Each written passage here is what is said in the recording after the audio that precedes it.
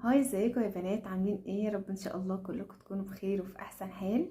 فيديو النهارده ريفيو عن مرطب شان جيل، واقول لكم رايي فيه وتجربتي معاه. بس قبل ما نبدا الفيديو ما تنسوش لايك للفيديو وسبسكرايب للقناه.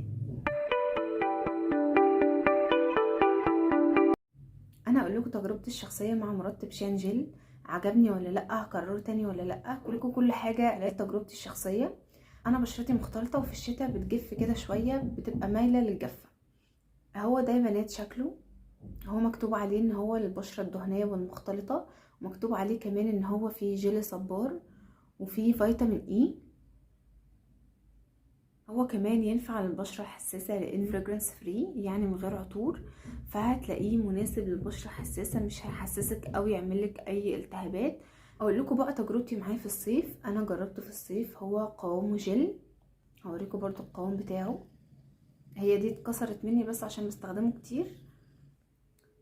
بصوا يا بنات القوام بتاعه جل خالص ازاي.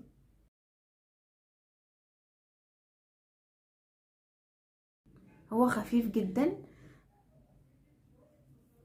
هو اول ما بتحطيه بتحسي ان البشره، بصوا، بتلزق كده شويه، لكن بعد شويه بتلاقي ايدك عادي ما فيهاش اي ملمس تلزيق.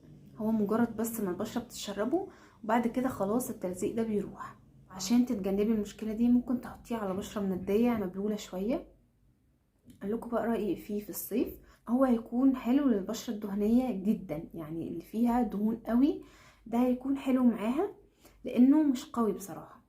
فالبشره الدهنيه يبقى حلو، لكن البشره المختلطه هيكون بصراحه مش قوي، يعني مش هيرطب ترطيب اللي هو البشره يعني تستفاد منه. فحاساه هيبقى حلو للبشره الدهنيه. ده في الصيف هيكون حلو للبشره الدهنيه، بس البشره المختلطه لا، منصحكيش بصراحه تشتريه، هتلاقي حاجات تانية افضل منه بكتير. طيب في الشتاء بقى، انا بصراحه من وجهه نظري شايفاه ان هو ما ينفعش للبشره الدهنيه ولا البشره المختلطه في الشتاء. ترطيبه خفيف قوي، فمش هيكون مناسب. طبعا احنا في الشتاء البشره بتجف جدا، مش هتكون احلى حاجه. حتى البشره الدهنيه برضو جف كده، مناطق مثلا بتلاقيها جفت شويه عن الصيف، فمش هيكون افضل اختيار بالنسبه لك في الشتاء للبشره الدهنيه او للبشره المختلطه. ده حجمه 60 جرام. هو في منه احجام تانية، انا كنت جايباه ب90 جنيه، بس ده كان من فتره. ممكن تلاقوه دلوقتي ب100 جنيه او اكتر، حسب طبعا المكان اللي هتشتروه منه. هو عندك اصلا او جبتيه ما عجبكيش، او عايزه تشتريه تجربيه وما لقيتوش مثلا مناسب معاكي، هقولك تستخدميه في ايه.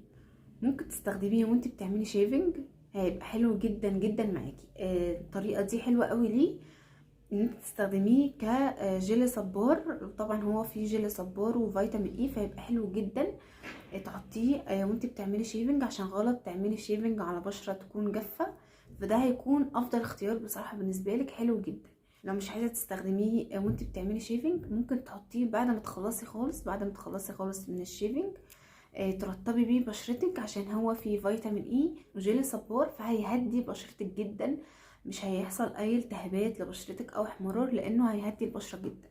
فده بصراحه الاستخدام اللي انا بستخدمه له، ان انا برطب بيه بشرتي بعد ما اعمل شيفنج، حلو قوي. او بستخدمه كمرطب، بس يكون في الصيف، مش بعتمد عليه كاعتماد 100%، لا، في الاوقات بس اللي بكون عايزه حاجه كده تكون خفيفه جدا. هكرره تاني ولا لا؟ بصراحه مش هكرره تاني، هجيب حاجات تانية اجربها ممكن تكون افضل منه.